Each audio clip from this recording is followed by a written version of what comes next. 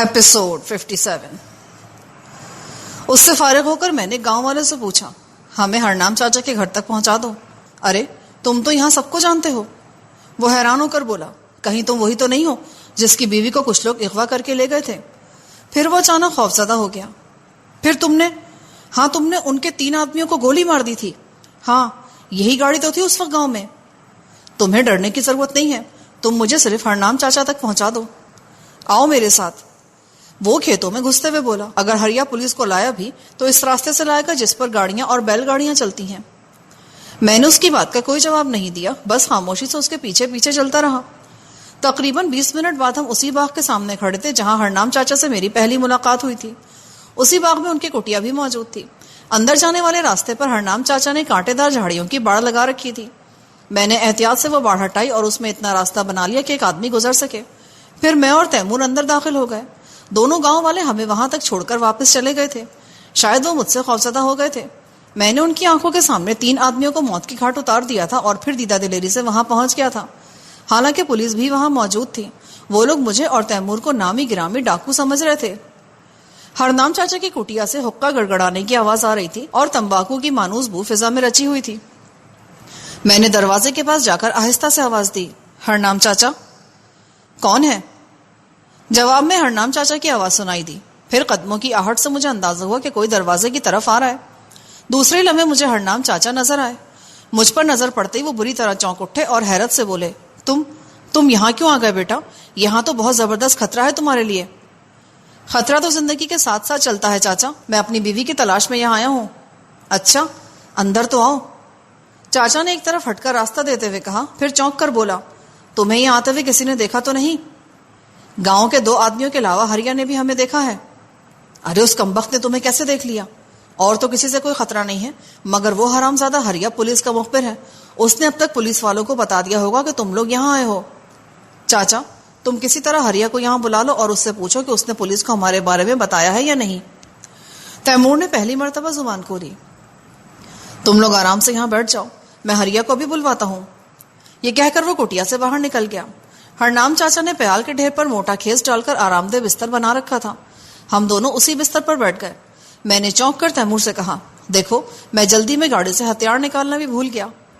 لیکن میں نہیں بھولا، یہ جو میرے کندھے سے شولڈر بیگ لٹک رہا ہے، اس میں تمہارے خیال میں کیا برگرز یا چاکلیٹس ہیں؟ ارے یار، تم بھی فلسفہ بولنے لگے۔ موت کو بھی بھلا کوئی بندہ بند کر سکتا ہے کیا؟ بند ہے جبھی تو کہہ رہا ہوں، اگر تم کہو تو اسے آزاد کر دوں۔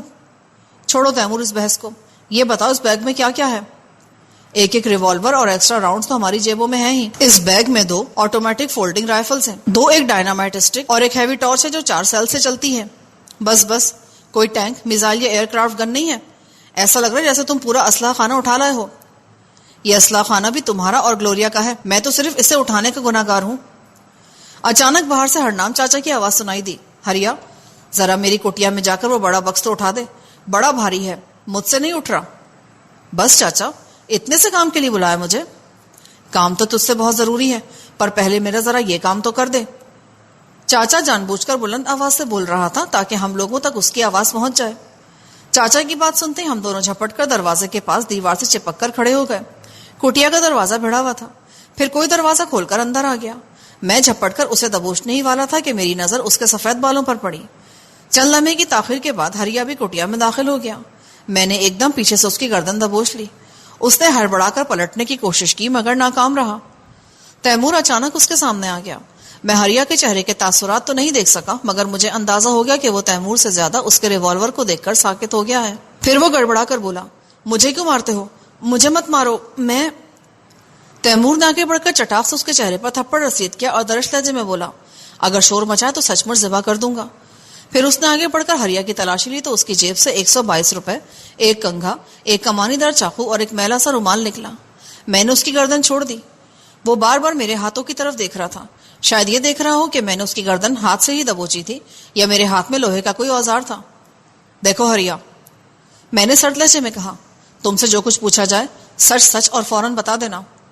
پھر میں تیمور سے بولا، اگر یہ نہ بتائے تو اس پر ریوالور کی گولی ضائع مت کرنا، بلکہ اسی کے چاقو سے ذبح کر دینا۔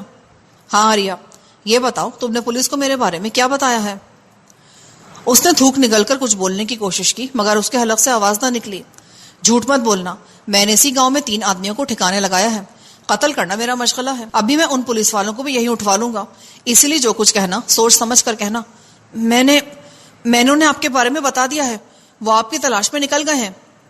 گاؤں میں اس وقت کتنے پولیس والے ہیں؟ 5 تھے، ایک حوالدار انسپیکٹر صاحب کے ساتھ چلا گیا۔ اس وقت گاؤں میں 3 پولیس والے ہیں۔ کیا بتایا تھا تم نے انہیں؟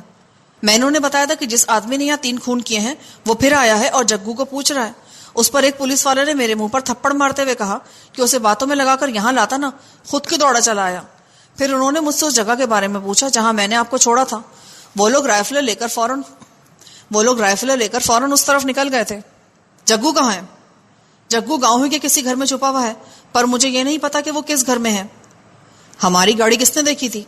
میں نہیں دیکھی تھی، وہ تو میں نے جھوٹ بولا تھا کہ آپ کو جگو کے کسی آدمی نے دیکھا تھا۔ تم ہم سے یہ جھوٹ بھی بول سکتے تھے کہ گاؤں میں پولیس موجود نہیں ہے۔ مجھ سے پہلے 2 آدمی آپ سے بات کر رہے تھے، میرا وچار تھا کہ انہوں نے آپ کو بتا دیا ہوگا کہ ابھی پولیس گاؤں میں موجود ہے۔ اس کا مطلب ہے کہ میری بات درمیان میں ہی رہ گئی کیونکہ کسی نے انتہائی کرخت اور ہتک آمیز انداز میں ہرنام چاچا کو آواز دی تھی۔ میں نے کھلے دروازے کی اوٹ سے جھانکا تو مجھے 2 پولیس والے نظر آئے۔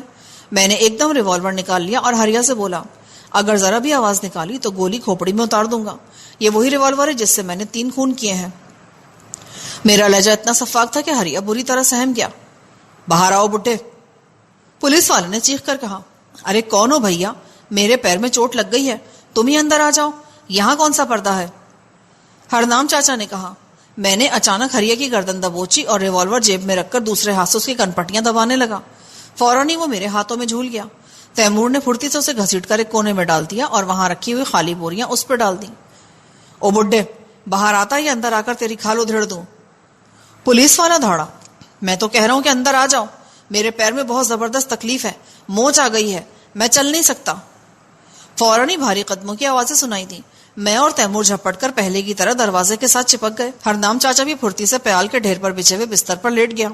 وہ تو اچھا ہوا کہ پولیس والے پہلی دفعہ میں کوٹیا کی طرف نہیں آئے تھے، ورنہ وہ ہریا کو ضرور دیکھ لیتے۔ بھاری بوٹوں کی آواز جوں جوں نزدیک آ رہی تھی، تیمور کے چہرے پر تناؤ بڑھتا جا رہا تھا۔ اچانک دروازہ کھلا اور ایک پولیس والا اندر داخل ہوا۔ رائفل اس کے شانے سے لٹک رہی تھی۔ وہ سیدھا چاچا کی طرف بڑھ گیا جو بری طرح کرہانے کی اداکاری کر رہا تھا۔ پولیس والا اگر پیچھے مڑ کر دیکھ لیتا تو ہمارے لیے پریشانی کھڑی ہو جاتی۔ وہ تو خیر ہمارے ہاتھوں مارا جاتا، مگر اس کا دوسرا ساتھی چوکنا ہو جاتا۔ اچانک دوسرا پولیس والا اندر داخل ہوا۔ وہ پہلے والے کے مقابلے میں زیادہ محتاط اور چالاک تھا۔ اس کی رائفل بھی شانے کی بجائے ہاتھوں میں تھی اور اس نے گھستے ہی پہلے ارد گرد کا جائزہ لیا تھا۔ وہ جو ہی میری طرف مڑا، یوں اچھلا جیسے اس کا پیر جلتے ہوئے انگارے پر پڑ گیا ہو۔ میں نے اسے سنبھلنے کا موقع دیے بغیر آگے بڑھ کر اس کی رائفل پکڑ کر جھٹکا دیا تو وہ سیدھا مجھ سے آن ٹکرایا۔ ہرنام چاچا کی طرف جانے والے نے خطرہ محسوس کرتے ہی رائفل شانے سے اتارنے کی کوشش کی، پر تیمور ڈپٹ کر بولا، اپنی جگہ سے حرکت مت کرنا ورنہ کھوپڑی اڑا دوں گا۔ وہ ساکت ہو گیا۔ میں نے جھٹکا دے کر اپنے شکار سے رائفل چھینی اور اسے دونوں ہاتھوں میں پکڑ کر گھٹنے پہ دے مارا۔ رائفل خشک لکڑی کی طرح درمیان سے ٹوٹ گئی۔ پولیس والا حیرت سے دیکھ رہا تھا۔ پھر میں نے آگے بڑھ کر اس کا گریبان پکڑا اور اس کے منہ پر اتنی زور سے تھپڑ مارا کہ وہ اپنے ساتھی کے قدموں میں جا پڑا۔ تھپڑ سے اس کے گال کی کھال ادھڑ گئی اور خون چھلک آیا۔ اس دوران میں تیمور اپنے شکار کی رائفل چھین چکا تھا۔ اس کوشش میں تیمور نے اس کے پیٹ میں گھٹنے سے زوردار ضرب لگائی تھی تو وہ بھی اپنے ساتھی کے ساتھ زمین پر لیٹ گیا تھا۔ مجھے پہچانتے ہو تم لوگ؟ دونوں نے ایک ساتھ نفی میں سر ہلایا۔ جگو کہاں ہے؟ میں نے یوں ہی ہریا کے بیان کی تصدیق کرنے کو پوچھا۔ نہ جانے کیوں مجھے احساس ہوا تھا کہ ہریا نے مجھ سے جھوٹ بولا ہے۔ وہ ہریا کے گھر میں بند ہے، اس پولیس والے نے جواب دیا جس کی رائفل میں نے توڑ دی تھی۔ گاؤں میں اور کتنے پولیس والے ہیں؟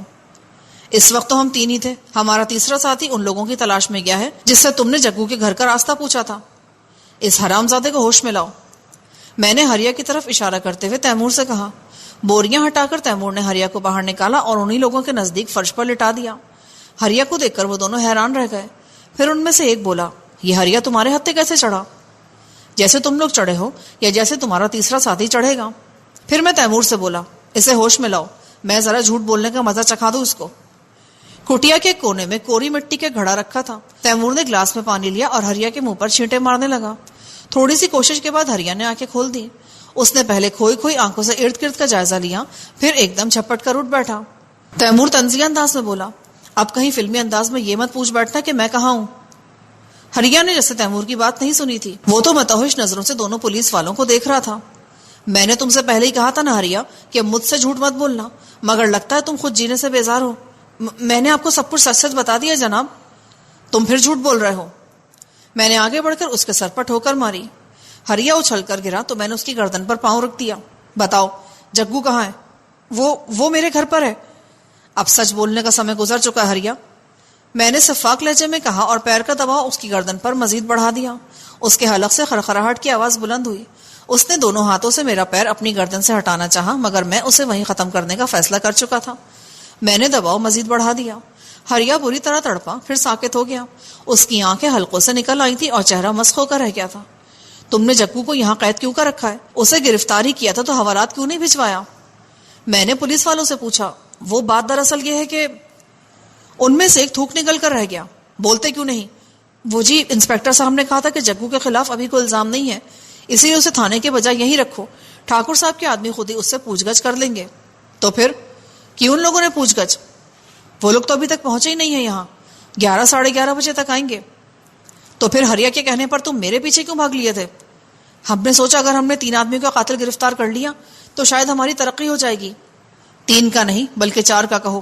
ایک قتل تو میں نے ابھی تمہارے سامنے کیا ہے، اور 4 ہی کیا، میرے کریڈٹ پر تو بے شمار قتل، ڈکیتیاں، اغوا اور نہ جانے کون کون سے مقدمات ہیں۔ ان میں سے ایک نے خوفزدہ انداز سے مجھے دیکھا، پھر لرزتی آواز میں بولا، آپ نے وہ 3 قتل کیے تھے؟ ہاں، میں ہی ان کا قاتل ہوں۔ میں نے تلخ لہجے میں کہا۔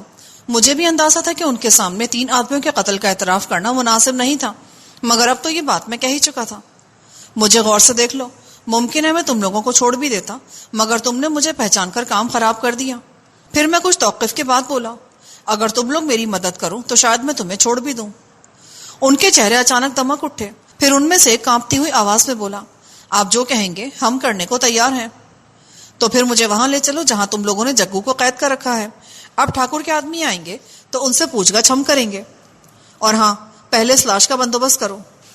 آپ جو کہیں گے ہم وہ کرنے کو تیار ہیں۔ پولیس والوں کے ساتھ ہمیں دیکھ کر جگو حیران رہ گیا۔ وہ شاید ہماری طرف سے مایوس ہو چکا تھا، کیونکہ گلوریا بھی ٹھاکر کے آدمیوں سے بچ کر فرار ہو گئی تھی۔ اس کا خیال تھا کہ کانتا سے ہمیں کو خاص دلچسپی نہیں ہے، اس لیے ہمارا لوٹنا مشکل ہی ہے۔ تم کہاں چلے گئے تھے؟ میں نے پوچھا۔ جب میں یہاں پہنچا تو معلوم ہوا کہ ٹھاکر کے آدمیوں نے میرے گھر پر حملہ کیا ہے اور کانتا کو اٹھا کر لے گئے ہیں۔ میرے تمام آدمی دھندے پر گئے ہوئے تھے۔ یہ سن کر مجھے بہت حیرت ہوئی کہ تمہاری بیوی گھوڑے پر ان لوگوں کے پیچھے اکیلی گئی ہے۔ میں نے بھی اسی سمے رکھو کا گھوڑا لیا اور ان کے پیچھے لگ گیا۔ میں جانتا تھا وہ کس راستے سے گزریں گے، اسی لیے میں کھیت اور کھلیانوں میں سے گزرتا ہوا ان تک پہنچ گیا، مگر ان سے اتنے فاصلے پر رہا کہ وہ مجھے دیکھ نہ سکے۔ اچانک تمہاری پتنی نے ان پہ فائرنگ شروع کر دی۔ ایک آدمی چیخ مار کے گرا تو مجھے اندازہ ہوا کہ تمہاری پتنی نے ان میں سے کسی کو ہلاک یا زخمی کر دیا ہے۔ پھر ان کے کچھ آدمی جھاڑیوں میں چھپ کر بیٹھ گئے۔ اس کا احساس مجھے بہت دیر بعد ہوا، ورنہ میں گلوریا کو کسی نہ کسی طرح ہوشیار کر دیتا۔ گلوریا جو ہی اس جگہ پہنچی جہاں وہ گھات لگائے بیٹھے تھے تو اچانک ایک آدمی درخت سے کودا اور گلوریا کو ساتھ لیتا ہوا زمین پر گر گیا، اور ایک ساتھ کئی آدمی اس سے لپٹ گئے۔ میں نے گھوڑا وہیں چھوڑا اور جھاڑیوں کی آڑ لیتا ہوا گلوریا تک پہنچنے کی کوشش کرنے لگا۔ میں فائر کرنے کی پوزیشن میں بھی نہیں تھا، وہ لوگ گلوریا سے گتھم گتھا تھے۔ پھر میں نے ایک عجیب منظر دیکھا۔ تمہاری بیوی نے 6 ساڑھے 6 فٹ کے آدمی کو بچے کی طرح اٹھا کر پھینک دیا۔ پھر میں نے ٹھاکر کے ایک اور آدمی کو فضا میں اچھلتے دیکھا، پھر وہ ایک ساتھ اس سے لپٹ گئے اور نہ جانے کیسے اسے قابو میں کر لیا۔ پہلے میں نے سوچا کہ کھیتوں میں کسی چھوٹے راستے سے جا کر ان کا راستہ روکوں، مگر پھر میں نے اسے خود ہی مسترد کر دیا اور یہ سوچ کر ان کے پیچھے لگا کہ اس طرح کم از کم میں ان کا ٹھکانہ تو دیکھ سکتا ہوں۔ پھر تمہاری پتنی اور کانتا نے مل کر نہ جانے ٹھاکر کو کیا پٹی پڑھائی کہ اس نے تمہاری پتنی اور چند آدمیوں کو دوبارہ یہاں بھیج دیا۔ اس سمے تک میں بھی یہاں پہنچ چکا تھا اور چھپا ہوا انہیں دیکھ رہا تھا۔ اس کے بعد جو کچھ ہوا وہ تو تم جانتے ہی ہو۔ پھر وہ چونک کر بولا، اپنی پتنی کو تم نے کہاں چھوڑا ہے؟ تم سے کس نے کہا کہ گلوریا میری بیوی ہے؟ تم نے خود ہی تو بتایا تھا، یا پھر میں نے اندازے سے سمجھا ہوگا۔ خیر، گلوریا یہاں سے ایسی فرار ہوئی کہ پیچھا کرنے کے باوجود مجھے اس کی جھلک بھی دکھائی نہ دی۔ پھر میں نے اس سے پوچھا، تم پولیس کے ہتھے کیسے چڑھ گئے تھے؟ میں گاؤں میں تو موجود تھا ہی، کسی طرح اس حرامزادے ہریا کو معلوم ہوگا کہ جگو گاؤں میں ہے، اس نے جھٹ مخبری کر دی اور میں بے خبری میں مارا گیا۔ اس حرامزادے ہریا کو تو میں کتے کی موت ماروں گا، وہ جب میرے ساتھ تھا اس وقت بھی دوغلا پن دکھاتا تھا، اسے میں جب ہی مار دیتا تو اچھا تھا۔ میں بے اختیار ہنسنے لگا۔ تمہارا انداز تو ان عورتوں کا سا ہے جو اپنی بگڑی ہوئی بیٹیوں کے لیے کہتی ہیں کہ پیدا ہوتے گلا گھونٹ دیتی تو اچھا تھا، پر اب میں اسے چھوڑوں گا نہیں۔ تم تو اس کا بال بھی باقا نہیں کر سکتے۔ ارے وہ حرامزادہ ایک دفعہ مجھے مل تو جائے، پھر دیکھوں گا وہ کتنا بڑا سورما ہے۔ تیمور ہنس کر بولا، یہ کامران تمہیں خواہ چڑھا رہا ہے جگو، یہ ابھی ہریا کوئی ٹھکانے لگا کر آیا ہے۔ پھر اس نے تفصیل سے اسے سب کچھ بتا دیا۔ ہریا کی لاش کا کیا بنا؟ جگو نے پوچھا۔ وہ تو ابھی تک ہرنام چاچا کے باغ میں ہے، رات کے وقت ٹھکانے لگائیں گے۔ تیمور نے کہا، میں نے یہاں آتے تیسرے پولیس والے کو بھی نہتہ کر دیا تھا، وہ ان لوگوں سے پوچھ گچھ کرنے گیا تھا جنہوں نے میری گاڑی کو دھکا لگایا تھا، پھر ان تینوں کے ہاتھ اور پاؤں باندھ کر انہیں کونے میں ڈال دیا گیا۔ تیمور تو ان کے منہ میں کپڑا بھی ٹھونس رہا تھا، لیکن ان لوگوں کی خوشامد پر چھوڑ دیا تھا، مگر انہیں سختی سے منہ بند رکھنے کی تاکید کی تھی۔ وہ تینوں خاموشی سے کونے میں پڑے ہوئے تھے۔ جگو نے گاؤں کے مختلف راستوں پر اپنے آدمی بٹھا رکھے تھے تاکہ وہ ٹھاکر کے آدمی کو دوری سے دیکھ کر ہمیں اطلاع کر دیں۔ پھر آدھے گھنٹے تک ہم یوں ہی لایانی بکواس کرتے رہے۔ اسی دوران میں جگو کا ایک آدمی چائے بھی لے آیا۔ چائے پیتے ہوئے مجھے خیال آیا کہ میں تو رات سے بھوکا ہوں۔ یہی حال تیمور کا بھی تھا۔ جگو کو بھی شاید اندازہ ہو گیا تھا کہ ہم بھوکے ہیں۔ اس نے فوراً ایک آدمی کو دوڑایا اور اس سے ناشتہ لانے کو کہا۔ سنو، وہ جانے لگا تو جگو نے اس سے کہا، ناشتہ کیا، اب دوپہر ہونے والی ہے، تم ذرا بڑھیا سا کھانا پکوا کر لاؤ، 2-3 مرغیاں بھون لینا۔ پھر میں اور تیمور کھانے کے انتظار میں بیٹھ گئے، مگر کھانے سے پہلے جگو کا ایک آدمی ہانپتا کانپتا آیا اور اس نے اطلاع دی، پچھم کی طرف سے 4 گھڑ سوار ادھر آ رہے ہیں۔ یہ سنتے ہی ہماری بھوک اڑ گئی۔ تیمور نے برق رفتاری سے وہ شولڈر بیگ کندھے سے لٹکائے جو اس نے گاڑی سے نکالا تھا۔ جگو نے رائفلوں کا بندوبست پہلے ہی کر لیا تھا۔ ہم ہر طرح سے آنے والوں کا استقبال کرنے کو تیار تھے۔ ہر آدمی کی نظریں اپنی رسٹ واچ پر جمی ہوئی تھیں۔ 5 منٹ، 7 منٹ، پھر ٹھیک 8 منٹ بعد گلی میں گھوڑوں کی ٹاپوں کی آوازیں ابھری۔ دوسرے لمحے کسی نے زور سے دروازے پر دستک دی۔ دستک دینے والے کے اس توہین آمیز انداز سے مجھے چڑ تھی۔